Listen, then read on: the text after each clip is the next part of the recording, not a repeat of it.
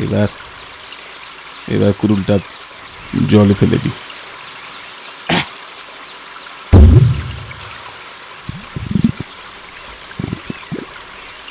হায় হায় হায় হায় হায় হায়, এই গরিবের একমাত্র কুড়ুল জলে পড়ে গেল।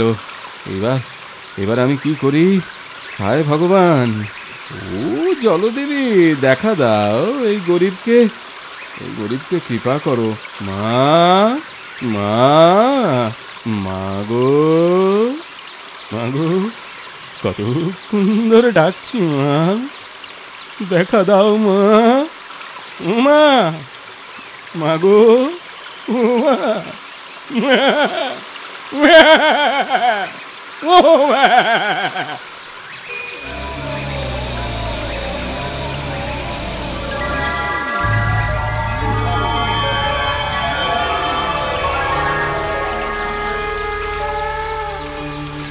কাঁদছো কেন? আমায় ডাকছো কেন? কি চাও? সোনা। না না, তুই মা, মা, ভুল হয়ে গেছে মা, সোনা বলা আমার উচিত হয়নি মা। আমার কুড়ুলটা জলে পড়ে গেছে গো।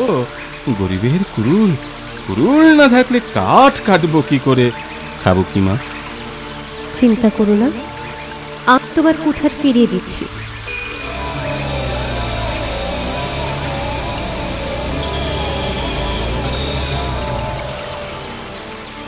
এই দেখো, এই নাও তোমার কুঠার। ভালো করে দেখো, এটা কি তোমার? হ্যাঁ হ্যাঁ মা, কি আশ্চর্য, ওই সোনার কুড়ুলটাই তো আমার। কি ভালো মা।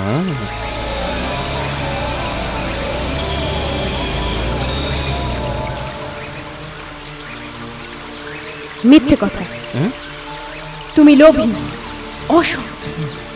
তোমার কুড়ুল কেন?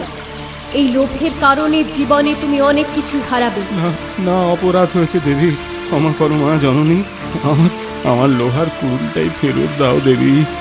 তুমি আর কিচ্ছু পাবে না, এটাই তোমার উচিত সাজা। এই সাজা তোমার অবশ্যই প্রাপ্য।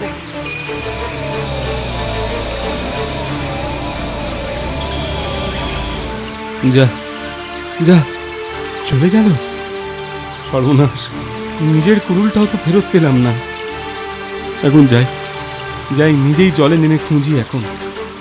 মিথ্যেবাদী হারান তার লোভের সাজা পায়, আর রামদাস তার বউকে নিয়ে সুখে শান্তিতে ঘর সংসার করতে থাকে।